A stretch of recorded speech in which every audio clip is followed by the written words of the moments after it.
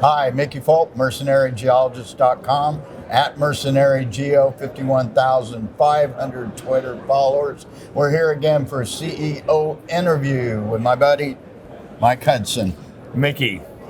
We're back here again. We've known each other probably as people have been made aware for over 20 years, met in Peru, first looked at a company called Mawson Resources in about mid-2010 with a project in Finland. Started out as uranium project, and then they discovered these gold specks in the uraninite, and you were off and running, mate, then. We covered the company first in 2010, and in 7 days it went from $1 to $2.85. Also covered it in 2016, and we got more than a double in just a few days. So we're back again, Mike.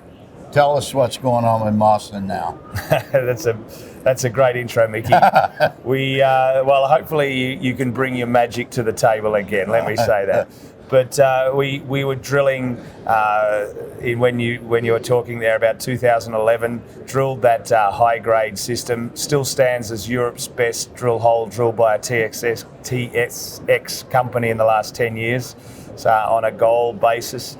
So there's been nothing better. So that stands. But what we have done around that time, we found that to be a bit nuggety and tough. Yep. So we went 8 kilometres away, put the boots on, and made another discovery. And that's where we put 50 kilometres into that area now over the last few years. Only over the last 2.5 years.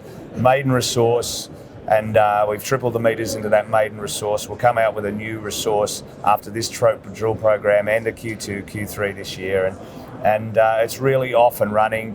Just a point about the uranium, that was 8 kilometres away. That's true. Yep. There's no uranium in this system, but we've moved on from those days. Yep. So let's review a bit of exactly where you are. You're in northern Finland. You're very near Santa Claus land, and people probably know of Santa Claus land, just outside of Rovaniemi. But this is an underexplored greenstone belt with some significant deposits and mines. Why don't you give us a little background on that? Yeah, okay. So the background is that I've had plus 20 years. So when we first met in Peru, that was 25 years ago, and a few years later I went up to the Nordics, got to know the place, Sweden and then Finland. So I think you can only really advance anywhere these days. It's not about the rocks, although we've got to have a good project. It's about being able to manage your way through any country. So you need to have a deep understanding and have good local people around you. That comes with decades of experience, number one. We're up in Lapland on the Arctic Circle where you said Santa Claus is based, and there's a big tourism industry about 50 kilometres from the project, which is actually, we went and saw Santa because you can go and visit him, and we've told him what we were doing, and he goes, I wish you all the very best. So we've got Santa Claus blessing this project. And then this is a home of Finnish mining. Right. We've got Anglo-American up the road developing a project. We've got Boliden Mining. We've got many of the gold majors, B2, Newmont are into Mawson, and many others. And Agnico Eagle's got their largest mine there. And that would have been the first thing I should have said. Europe's largest gold mine. Yep. Agnico's longest mine in their portfolio, 40-year mine life, is just up the road from us. So it's a great part of the world to be exploring. 99% till cover, which means the glacier's melted and left a thin soil profile. And thin. Yeah, it is, and that's the key to it. Masks us explorers, but there's going to be a hell of a lot more found, Mickey. I mean, what we're onto what is now looking like it's second in scale to Kitzler in terms of Finland's second largest deposit, and it's certainly, if it's not going to be there now, will be there in the next year or so. But there's a hell of a lot more to found on our project, but also Finland is ripe for the picking. And I want to emphasize with people that don't really know, and I didn't really know until I got there, the Arctic Circle in Finland, there are cattle farms and wheat fields and highways all over the place. So it isn't like what we think of the Arctic Circle in North America.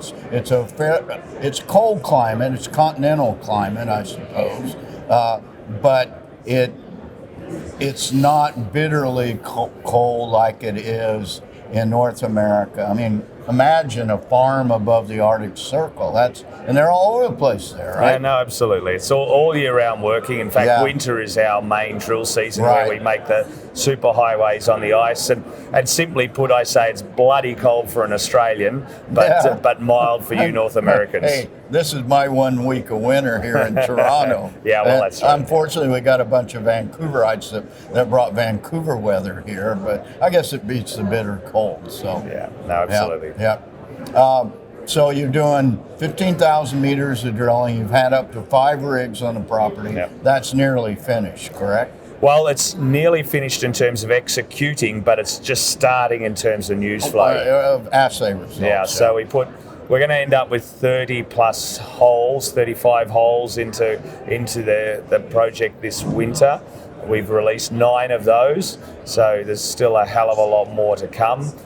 We're drilling beneath existing resources. We've seen some of the best drill holes from there's 3 different bodies that we're drilling. We've had some really good intercepts released over the last 2 or 3 or 4 weeks. I know that. Yeah, and we don't know what else is out there, so I can't give you any forward-looking statements other than to say it's working. We understand the controls on gold in this system as much as any geologist can.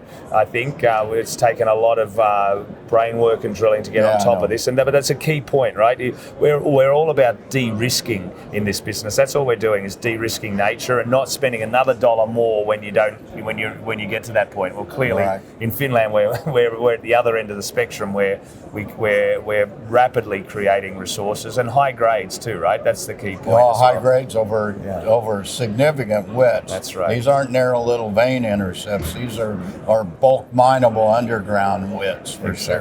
That's a key point too. And that's a really key point. So where do you go from here? You're going to finish this drilling. I presume will be a resource coming out of this drill program that should up the numbers from what you have now. Yeah. Why don't you tell us kind of what you have now and maybe some guidance on where you might get? And I know that's pretty forward-looking, but you got some pretty good intercepts there, mate. Yeah, no, absolutely. I mean, I think we've given on our presentation, we can work within exploration targets, and that's what we're allowed to do, with all the caveats that they're not resources, and all that kind of thing. But we did put a maiden resource out a year and a bit ago in December 2018. That was 424,000 ounces. Okay. The grade was good. It was about 2.5 grams gold, open pittable grades, centered over 3 when you add a cobalt kicker, which is a byproduct here, which is another key point around the project that makes us a strategic metals project. The underground grades are 4.5 grams gold. Over a pretty significant width. 10 to 20 meters. Yeah. And then we hope to get over the million ounces. We're saying a range, 1 to 1.2 million ounces at a grade between that open pittable grade and underground grade that I talked about before. So, but that once again will be interim. This system is getting, you can see it's intimately associated with geophysical conductors. The gold lights up like a Christmas tree. So we can see those conductors extend to 1 kilometre down. We've got 3 of these bodies. We've got another one developing. So this has all the hallmarks of a multi-million ounce discovery in the making. So I'm still a shareholder, dedicated shareholder for, 9.5 years now, mate. I've been a shareholder. And folks, this is the only project that I have ever been on as an analyst. 3 times. I've visited this project 3 times. And you've done a bang-up job, I think.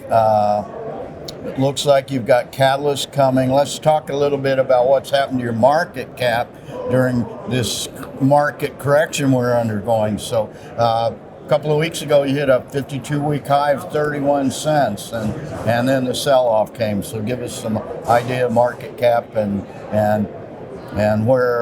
where you are right now.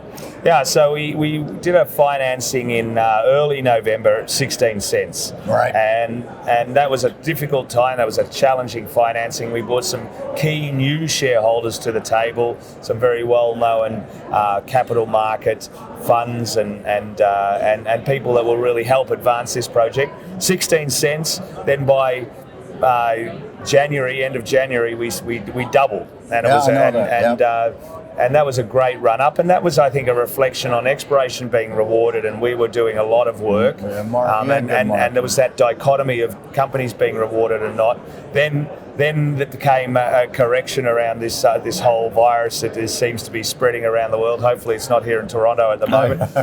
I'm okay. Are you all right? I'm okay. Okay, that's good. So we saw a correction there. So we lost around about 8 to 9 cents. So we're down in the low 20s again now. So, these things are opportunities, Mickey. Well, that's the way I look at it. At some point, this is going to be a buying opportunity. I'm not going to tell anybody to go out and buy this stock because that's not what I do. But I'm watching this stock, and at some point, as this washes out and calms down a little bit, there's going to be a buying opportunity.